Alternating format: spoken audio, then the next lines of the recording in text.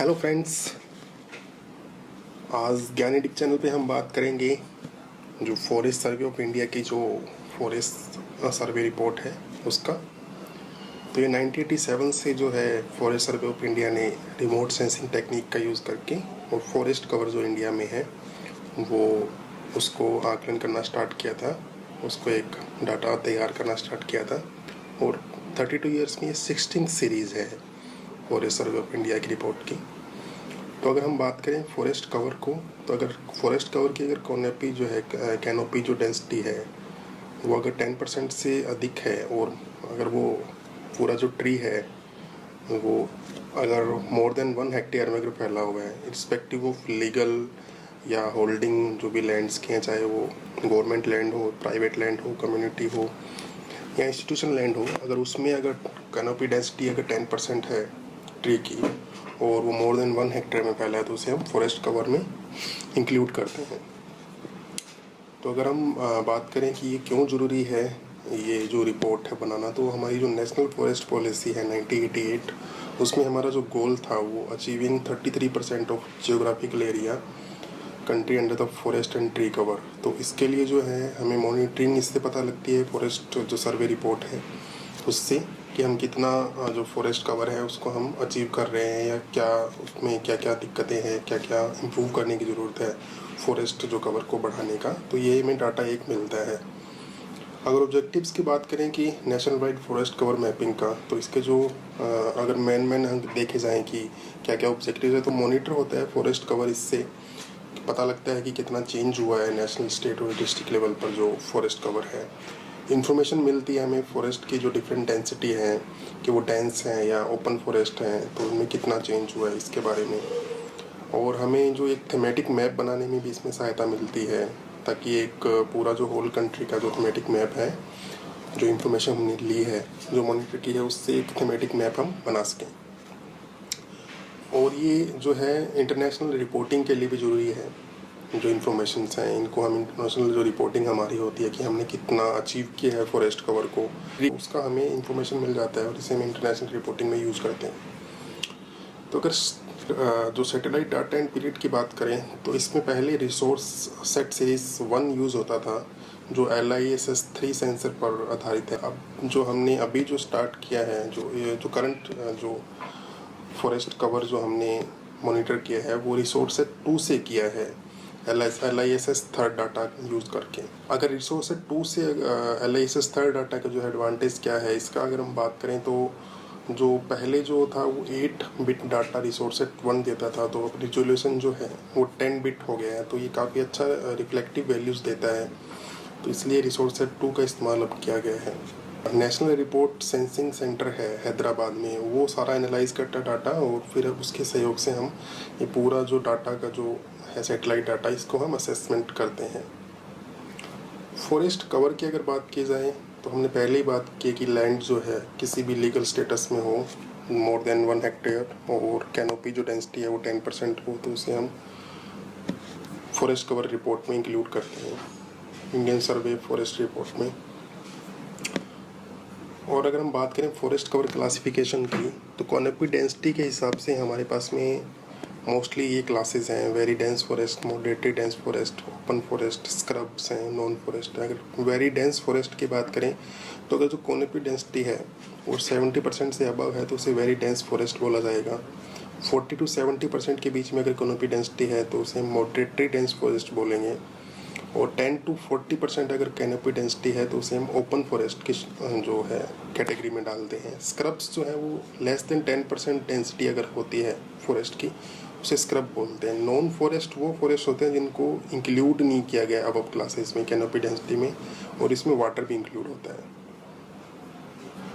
हम ये देखेंगे कि जो वेरी डेंस फॉरेस्ट है 70% से ज़्यादा कैनोपी देख पा रहे हैं हम, कितना डेंस फॉरेस्ट है ये। मॉडरेटली डेंस फॉरेस्ट जो है 40 to 70% जो है मॉडरेटली डेंस फॉरेस्ट जो कैटेगरी है वो इस प्रकार के दिखते हैं। ओपन फॉरेस्ट जो है 10 to 40% जो कैटेगरी में आते हैं कैनोपी डेंसिटी में, वो ओपन फॉरेस्ट की कैटेगरी में है।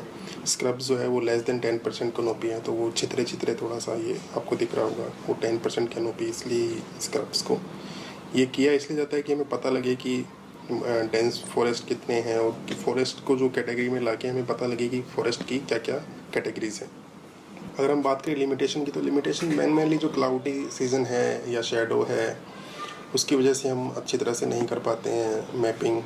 दूसरा है कि जो यंग प्लांटेशन स्पीसीज़ हैं उनमें क्लोरोफिल की कमी होती है, तो इसलिए वो ढंग से दिखते नहीं हैं, तो इसलिए इमेज इनएडिक्वेट रिफ्लेक्शन होता है उनका। हेज़ है और अदर एटमॉस्फेरिक डिस्ट्रक्शन जो है वो डिफ़िकल्टी पैदा करती है इंटरसेप्शन में डाटा के या फिर जो रिजोल्यूशन है उसमें। फॉरेस्ट कवर की अगर बात करें 2019 असेसमेंट की, तो 3 कैनोपी डेंसिटी क्लासेस जो हैं फॉरेस्ट कवर हमें देता है।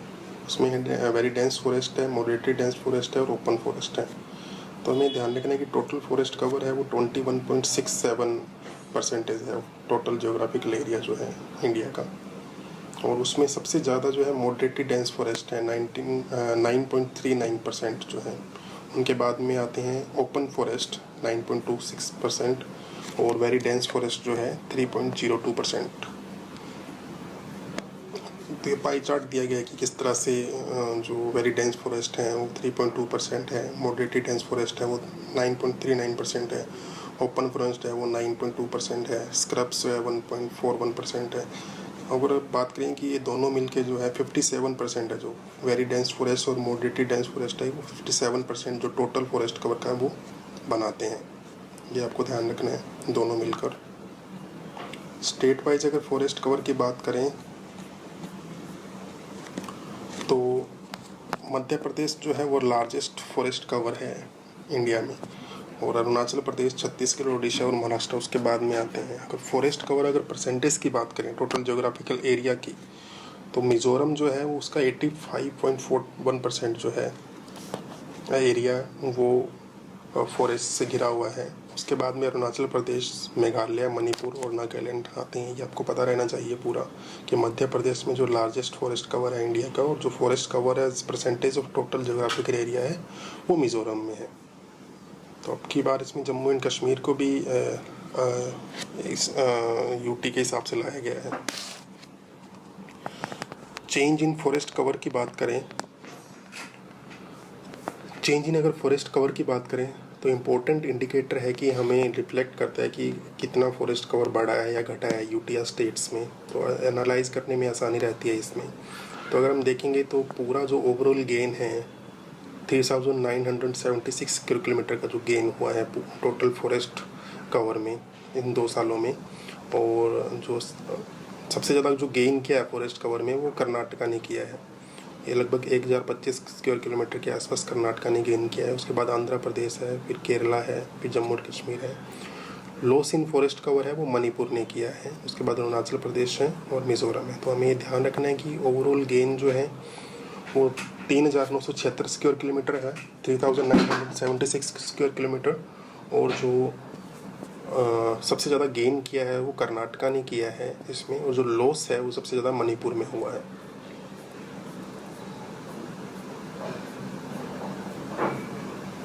अगर हम forest cover inside and outside recorded forest area की बात करें और ग्रीन वॉश की बात करें, तो रिकॉर्डेड फॉरेस्ट एरिया उसे बोलते हैं जो रिजर्व फॉरेस्ट में या फिर प्रोटेक्टेड फॉरेस्ट में आते हों, और ये जो है वो 1927 के इंडियन फॉरेस्ट एक्ट में या तो इंक्लूड हो या फिर जो स्टेट्स हैं उनके किसी एक्ट में ये इंक्लूड हो, या लोकल जो भी एक्ट्स हैं उनमें इंक्लूड हो। आपको मालूम होना चाहिए कि जो रेवेन्यू रिकॉर्ड में भी अगर किसी का है तो वो भी RFA में इंक्लूड होगा। और ग्रीन वॉश जो होती है वो सर्वे ऑफ इंडिया की जो टोपोग्राफिकल शीट होती है उसमें जो एरिया दिखाया जाता है ग्रीन कलर से, उसे हम ग्रीन वॉश बोलते हैं। और ग्रीन वॉश इसलिए ज़रूरी है क्योंकि मैंने देखा कि RFA में जो है वो डिजिटल बाउंड्री होती हैं किसी किसी स्टेट में कि वो डाटा ढंग से यूज़ नहीं कर पाते अपना, या ढंग से दे नहीं पाते हैं, तो डिजिटल बाउंड्री नहीं होती है। तो अगर डिजिटल बाउंड्री नहीं है तो उसे ग्रीन वॉश में दिखाया जाता है, क्योंकि हमारे पास में इंफॉर्मेशन है नहीं रिकॉर्डेड फॉरेस्ट एरिया की, इसलिए हम उसको ग्रीन वॉश के अंदर दिखा देते हैं। फॉरेस्ट कवर हिल डिस्ट्रिक्ट में बात करें तो हिल डिस्ट्रिक्ट जो है 140 हिल डिस्ट्रिक्ट है, और उनमें प्लानिंग कमीशन ऑफ इंडिया ने जो है डेफिनेशन इसकी दी थी हिल डिस्ट्रिक्ट की। तो अलग अलग एरियाज़ में अलग अलग स्टेट वाइज जो है हिल डिस्ट्रिक्ट में हम फॉरेस्ट कवर देख पाएंगे। Forest cover in tribal district में बात करेंगे तो 218 जो है 218 ट्राइबल डिस्ट्रिक्ट हैं, 27 राज्यों और यूटीज़ में फैले हुए हैं। गवर्नमेंट ऑफ इंडिया जो इसको आइडेंटिफाइड करती है इंटीग्रेटेड ट्राइबल डेवलपमेंट प्रोग्राम के अंदर। तो ये अलग अलग जो ट्राइबल एरियाज़ हैं उनमें फॉरेस्ट कवर दिखाया गया है रिपोर्ट में, तो हमें इतना अंदर डेप्थ जाने की ज़रूरत है नहीं। नॉर्थ ईस्टर्न स्टेट में अगर बात करें तो जो रीजन है वो 8 स्टेट से बनता है, और इसमें जो 7.98% है टोटल जियोग्राफिकल एरिया के भारत का, लेकिन ये नियरली 1/4 ऑफ जो है फॉरेस्ट कवर भारत का वो इनसे मिलकर बनता है। तो हमें ध्यान रखना है कि नॉर्थ ईस्ट इसलिए भी ज़रूरी है क्योंकि फॉरेस्ट ज़्यादा है। Wetland and their extent inside recorded forest area की बात करें और ग्रीन वॉश के अंदर अगर हैं तो ये ध्यान रखना पड़ेगा कि जो वेटलैंड है वो जो अगर सेंटर है अहमदाबाद ने जो है मैपिंग की है वेटलैंड्स की 2006 से लेकर 2010 तक, और एक एटलस रिलीज़ की है वेटलैंड ऑफ इंडिया 2011 में, और ये लेटेस्ट इन्फॉर्मेशन है जो दिखाती है कि वेटलैंड्स जो हैं इंडिया में कितनी है। तो अगर बात करें तो वेटलैंड की तो गुजरात में सबसे ज़्यादा वेटलैंड एरिया है और वेस्ट बंगाल उसमें दूसरा आता है। पौंडीचेरी जो यूटीज़ में या स्मॉलर स्टेट्स में सबसे ज़्यादा है, उसके बाद में अंडमान एंड निकोबार में होता है। तो आपको ध्यान रखना कि पौंडीचेरी में वेटलैंड छोटे जो राज्य हैं उनमें ज़्यादा है, बड़े राज्यों में गुजरात में सबसे ज़्यादा वेटलैंड्स हैं। और जो टोटल कंट्री के जो एरिया है 3.83% में जो है वेटलैंड है, और ये वेटलैंड की जो संख्या है 62,466 वेटलैंड्स कंट्री में है। तो दोस्तों ये हमने बात की आज फॉरेस्ट कवर की मेन जो फाइंडिंग्स हमने दी है, कैनोपी डेंसिटी जो ट्री कवर है वो कितना है, और अलग अलग जो फॉरेस्ट कवर ऑफ इंडिया कितना है, तो हमने आज इसकी चर्चा की है। तो होप आपको ये वीडियो अच्छी लगी होगी, और आप इसको सब्सक्राइब कीजिए चैनल को, ताकि आपको नई वीडियो जो है पूरी फॉरेस्ट सर्वे रिपोर्ट की है वो मिल पाए।